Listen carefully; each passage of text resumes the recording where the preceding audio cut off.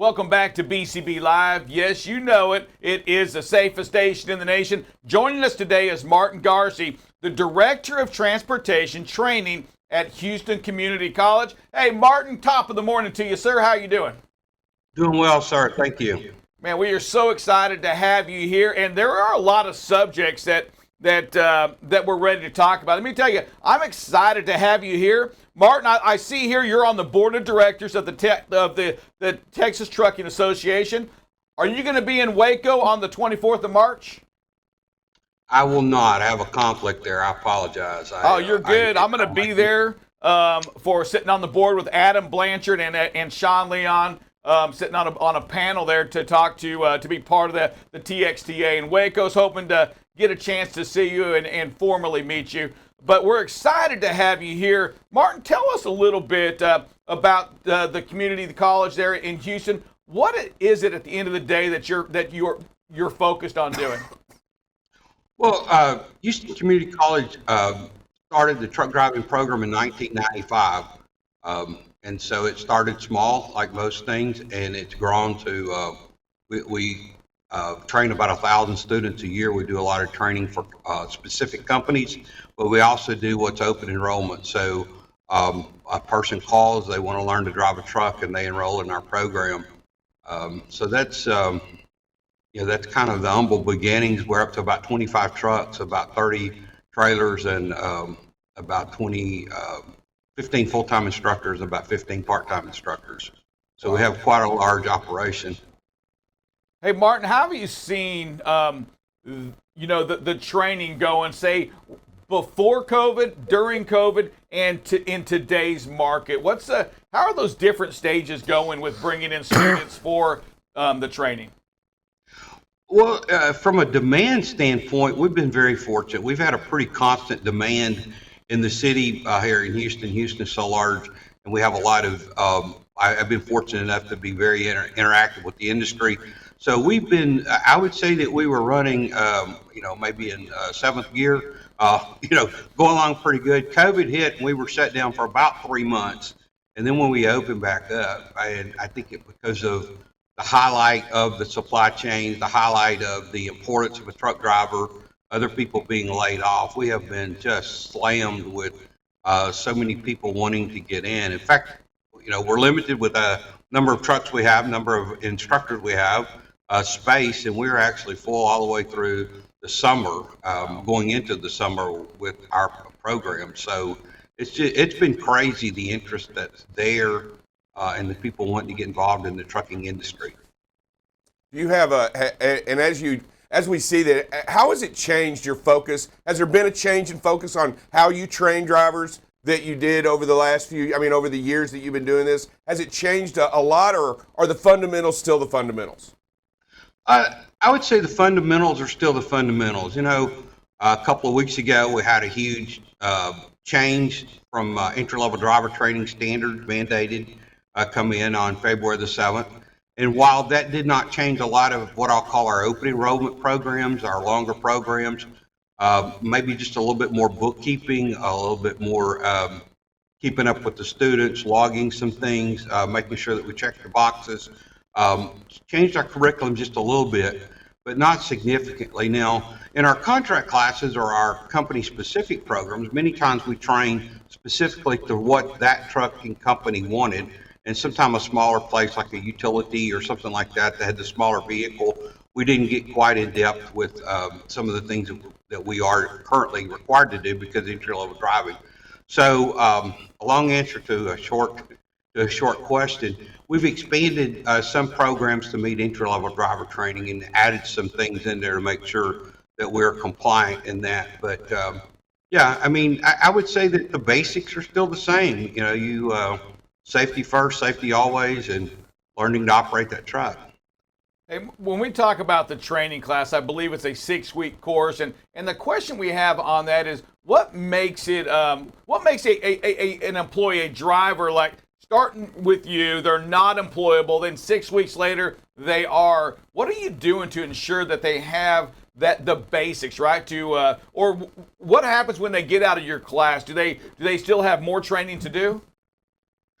Well, we always say we hope they go to work for a company that has a very robust continued training program. The job on the job training, so to speak. And most of your large over the road companies that hire a lot of the students, they continue to train them for anywhere from 2 weeks to 4 weeks to 6 weeks, so that they make sure that they have all the basics they need in order to be able to be that safe driver. We get them the basics. We teach, there's a whole lot of information that we put in those students in that 6 week period. We typically, our classes run, it's about 2 weeks in the classroom, and that's the theory. Of course, we go outside with the pre-trip and that type thing. Then we have 2 weeks on the range and 2 weeks on the road.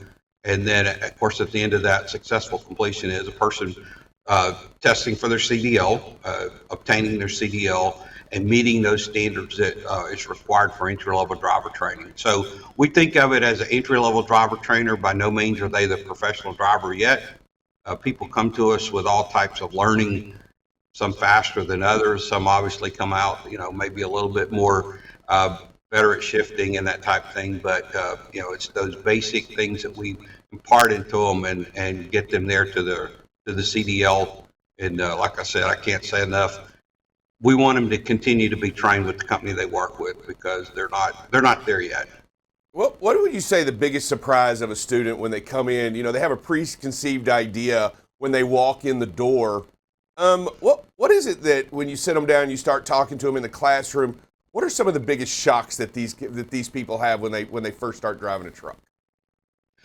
Well, I think when they come in and start talking to you, the amount of information that they're going to have to learn, obtain, and to retain, there's a lot more to it. I think a lot of people are thinking, well, I can drive my car and I can drive my pickup, and I add a few feet to it, and I can do that. So as you know, there's so much more to driving an 18-wheeler and doing it safely. So I think the amount of information that they have to, first of all, they have to obtain a permit, so they have to take a written test down. And in Texas, it's the DMV or the DPS office. Some places DMV, but you get that permit. And the typical student for us is not the student out of high school or out of college where they're used to studying. So you have that learning, or that maybe that learning curve, or them getting back in the mode of going to school, learning, studying, reading, retaining information. So it's a little bit of a shock, and then you use the word test. I'm going to test you over this. Sometimes it's been quite a long since some of us has taken a test, right? So that's some of the hurdles that you go through, and then just the process. And there's a lot of information that, like I said, that we expect that person to learn. And so sometimes that comes as a shock. And then I'll also use one of my favorite words is when they get out in the industry and they realize that it is hard work. Sometimes that's a shock. Yeah, right. And I do think that, Dave, people think that all the time that all you do is drive. There's so much more than just driving on that. But you did bring this up, Martin. I want to touch base on this. The 18-year-old.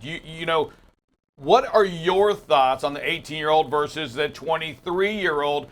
Do you feel the 18-year-old can get into these trucks today and drive them safely and responsible? I think there is some that can. The right student with the right training, going to work for the right company, I believe can be successful. Not very many 18-year-olds are going into the industry now. And in a state like Texas, you can drive from Orange to El Paso, which is almost 900 miles, and be 18 years old. You can't go from Orange, Texas to Lake Charles, Louisiana, which is only about 30 miles. That part of it doesn't make sense, crossing state lines, and we know that's a FMCSA issue. But I think that we need to look at getting that younger person engaged. I think sometimes we lose that student. They leave high school, they go into construction, they go into whatever that is, and they become used to that. They progress if they're a good worker. Maybe there's some type of, they've gotten some raises along the way. And so now they're kind of hooked into the industry in which they go into. And then 5 years, 6 years, 7 years later, we say, hey, come drive a truck, leave home for 3 weeks, and, give up your job that you have. So I think that there's some things that we need to do there. Not everybody, not 18-year-old, and I'll even go so far as to say not all 50-year-olds need to be driving trucks. For sure. No, for sure. Yes, we know some 50-year-olds that don't need to be driving as well. Hey, Mark, I do have a question for you. Kind of in the same scheme of things right there. So, when it comes to the drivers that are in your class, what we do here at BCB, we talk about safety. There's nothing more dear to our heart than our drivers, making safe decisions out there, understanding when they're following too close. Also understanding to expect the unexpected from the four-wheelers. It's not always that truck driver's fault. But what are you doing in your class, or what happens in the classroom to make sure that these folks know that their job at the end of the day isn't to deliver freight on time? It's about value in life, about making the safe decision while driving that truck. What do you do at your class to try to instill that early in their career? Because we're kind of attacking it on the other end, right? For companies or drivers that may not have heard that before, that's how we do it. Absolutely, and we start with day one with talking about safety, and we're all about safety, and it's just the little things like how do you first of all, how do you get in and out of the truck? Most people would say, hey, I can get in that truck, right? But there's a safe way to do it, 3-point stance. Starting with the very basics like that, and drilling that into them every day. I'll give you another example. We don't allow students to make U-turns in U-turn bays because there's just a lot of times people get too far into that, can't see well, and so it's not a safe situation. So we tell them, hey, and I love what you just said. It's not about delivering the freight on time necessarily. It's about getting there safely and getting home safely. So plan your day, plan your route, and take the safe route. Don't take the short route. Don't take the shortcut. Be safe in everything. And so we drill that in constantly. There's never a time, and just for example, like like backing. Nobody wants to get out and look, right? Because they don't want to say, hey, I don't know what I'm doing. But don't make that mistake of having that incident. So get out and look. Every time. So get out and look a lot. Hey, look at the position where you're at. Look at what you're doing wrong. Even if you think you know what you're doing, get out and look. Because writing that report of why you had that incident, or having to take a picture of the trailer that you damaged, is not what you want. That's not what you want in your career. And as you well know, a person with a good safety record will have a job forever. For sure. A good driving job forever. And so you want to protect that, just almost like and it is your life. You protect it like it's your life. You protect your safety record. So we drill that from day one on every aspect of what we teach. On the range, no cell phone because you might be distracted. Obviously, no cell phone in the truck. But just walking across the lot there, how we have the students pay attention. People leave the Walmart and wander through their parking lot on their cell phone and may or may not get run over, right? But we don't allow that out here on the range because we know that that's not safe, and so we're instilling safety from every aspect on day one. Yeah, Martin, you bring up some great points. I want to touch base on a couple of them. Get out and look. It's near and dear to our heart. And what we've seen in the industry, whether it's in-house or outside the house, is that when you back into something, on a typical report, we'll see it written up that, it was too tight. And the question is, well, if you got out and looked, if it was too tight, why would you attempt it?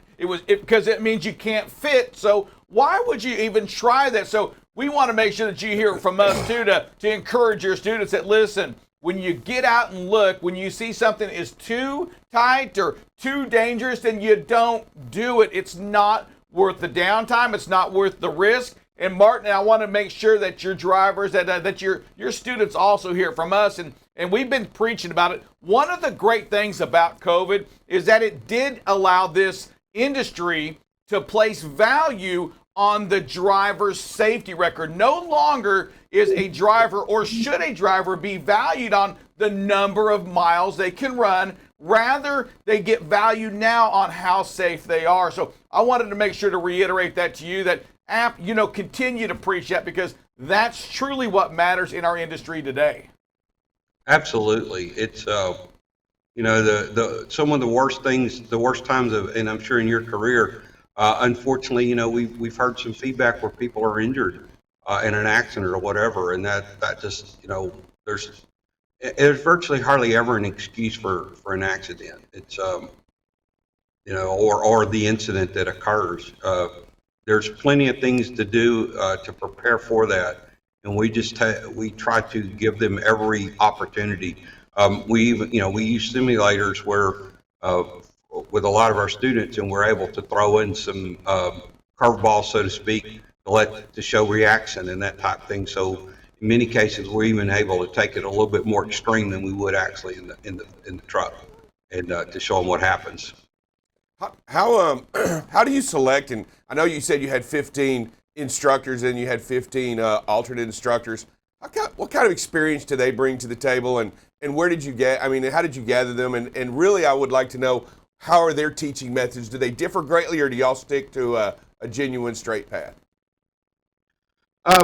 We use a curriculum, that everyone should follow. I know that. Let me go back to your first question.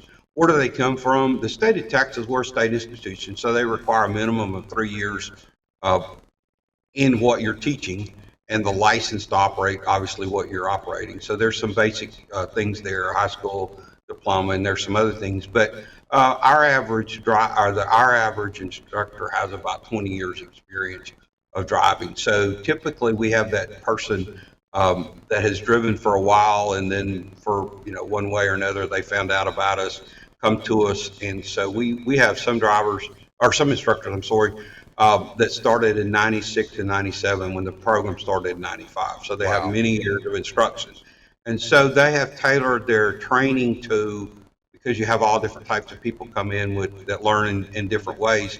Kind of the examples they use, or the tried and true methods, and then they've seen what works best for them. So it's a combination of a lot of things. Obviously, we hire a person only with a good safety record. We do the MVRs, all the things that you do for a driver. But it's very. I would say we have some of the best drivers out there that come in and become instructors, and I'm partial to our people because I've seen them teach so many different people, so many different styles, so many. And this is a little bit controversial in the industry, but there's a deaf waiver out there now for deaf students, and we actually have one in our class now. And so to see my guys just really a rally around this young man that's wanting to be a truck driver, and we've had several, and they become successful. So taking that extra effort, and that to me, it just shows the quality of people that we have and the dedication that they have to make sure that student is prepared in every way. Hey, Martin, when it comes to a brand new student just straight off the road, what kind of cost should the student expect to incur to get the training required to get that certificate from the school there? You said cost? Yes, sir. Okay. Our course is about $4,000 for our 6-week course.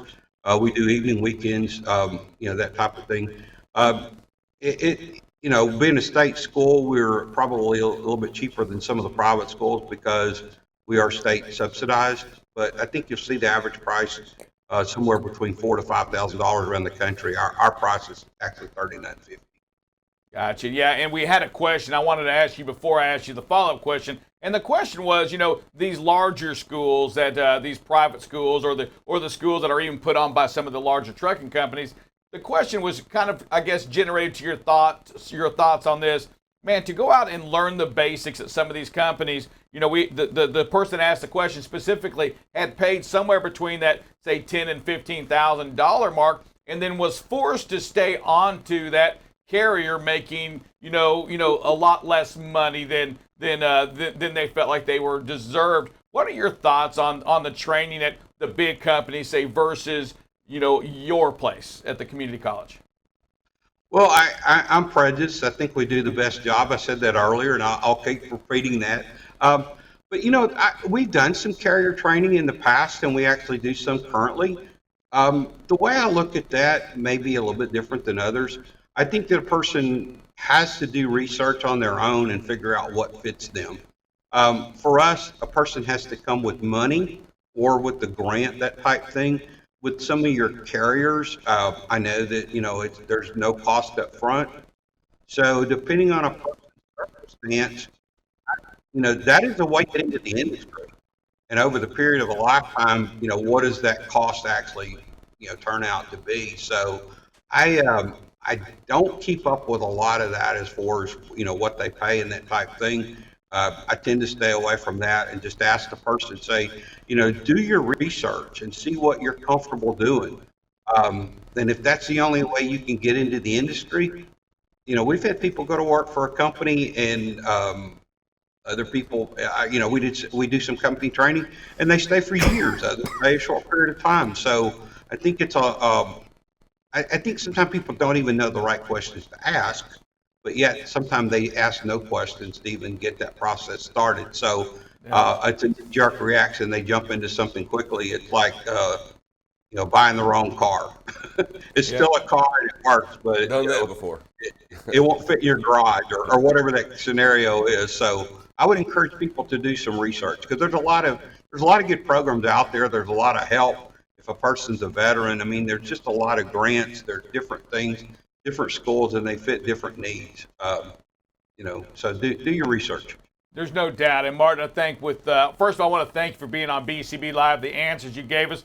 There's no doubt you've been in this industry for, as you have here, over 30 years of experience. It shows. I love your answers. I love your enthusiasm. I love the knowledge in that want to educate these folks and teach these folks and do it really for, around the safety aspect, because man, we've got to continue to change our industry, and that starts, Dave, with what we believe on the safety side. We've got to continue to work on the new entrants, the drivers that have been in this industry for a long time, to change the mindset on what it means to be a truck driver and the safety behind it. Martin, I want to thank you again for being part of the show. I do want you to do this. We do with all our guests is we want you to say your name, the Director of Transportation Training at Houston Community College, and you're watching BCB Live, the safest station in the nation.